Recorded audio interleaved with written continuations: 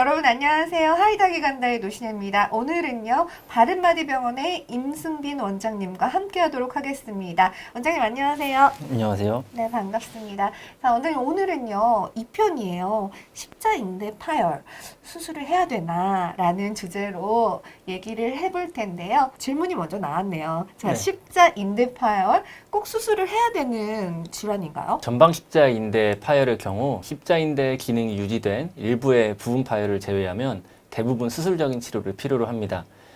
이것은 전방 십자인대의 자연적인 치유력이 떨어져서 보조기 착용 등의 보존적인 치료를 통해서는 인대가 충분히 회복되기를 기대하기 힘들기 때문입니다. 또한 적절한 시기에 수술하지 않으면 무릎 관절의 불안정성이 지속될 뿐만 아니라 그 부담이 무릎 관절 전체에 걸리게 됩니다. 따라서 수술하지 않은 채로 시간이 오래 흐르면 무릎 관절 자체가 망가지는 퇴행성 관절염으로 진행할 수 있기 때문에 수술은 불가피하다고 말할 수 있겠습니다. 반면 후방 십자 인대의 경우에는 단독 파열 시에는 수술하지 않고 보존적인 치료로 만족스러운 결과를 얻을 수가 있을 때도 있습니다. 이런 경우에는 보조기를 착용하고 약 3개월에 걸쳐서 점진적인 재활 및 운동 치료를 시행할 수 있겠습니다. 네, 원장님. 그러면요, 십자인대 파열 수술을 해야만 하는 경우가 있는지도 궁금해요. 앞서 말씀드린 것과 같이 전방 십자인대 파열의 경우에는 대부분 수술적인 치료를 고려해야 합니다. 부분 파열일 때 증상이 경미하고 신체 검진상 무릎 관절의 전방 불안정성이 없다면 조심스럽게 보존적 치료를 시도해 볼 수 있겠지만 실제 임상에서 이런 경우는 흔하지 않습니다. 특히 축구, 농구, 테니스, 배드민턴 등 대부분의 구기 종목이나 스키, 자전거 등 전방 십자 인대의 기능을 필요로 하는 스포츠 활동을 하려 한다면 수술은 필수적이라고 볼 수 있겠습니다. 후방 십자 인대 파열의 경우 후 외측인대 혹은 반월상 연골 등의 동반 손상이 있다면 수술적인 치료를 필요로 합니다. 선생님, 그러면요, 수술 시에 자가건과 타가건을 이용할 수 있다던데 어떤 차이가 있는지도 궁금해요. 네, 십자인대 파열의 수술 방법은 봉합술과 재건술로 나눌 수 있는데요. 먼저 봉합술은 파열된 인대를 꿰매주는 수술 방법입니다.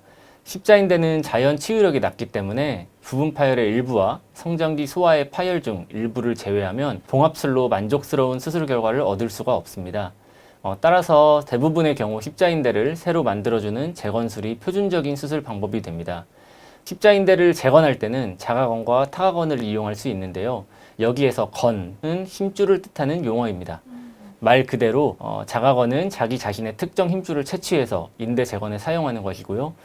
타가건은 상품화된 사체의 힘줄을 사용하는 것입니다. 자가건과 타가건의 장단점 비교에 대해서는 수많은 연구 결과가 보고되어 있는데요. 먼저 자가건의 경우에는 자기 힘줄을 이용하기 때문에 면역 거부 반응의 위험이 없고 이론적으로 생착되는 시간이 타가건에 비해 비슷하거나 더 빠를 수 있습니다. 하지만 힘줄을 채취하기 위한 추가적인 수술 상처가 발생하고 수술 시간이 좀 더 오래 걸릴 수 있다는 단점도 있습니다. 반면 타가건을 이용할 경우 힘줄을 채취하는 과정이 생략되기 때문에 수술 시간이 단축되고 기술적으로도 좀 더 쉽다고 말할 수 있습니다. 하지만 이론적으로 면역 거부 반응이나 감염의 위험이 존재하고 상품화된 인대를 이용하기 때문에 수술 비용이 그만큼 늘어날 수 있습니다. 많은 연구 결과에 따르면 자가건과 타가건의 수술 결과 및 만족도는 비슷하다고 받아들여지고 있습니다. 선생님, 오늘도 도움 말씀 정말 고맙습니다. 네, 여러분, 이 영상 즐거우셨다면요, 구독 눌러주시고요. 좋아요도 부탁드립니다. 네, 여러분의 댓글 참여도 부탁드릴게요. 다음 편에서는요, 십자인대 파열 수술 후의 관리법은 이라는 주제로 다시 찾아뵙겠습니다. 여러분 고맙습니다.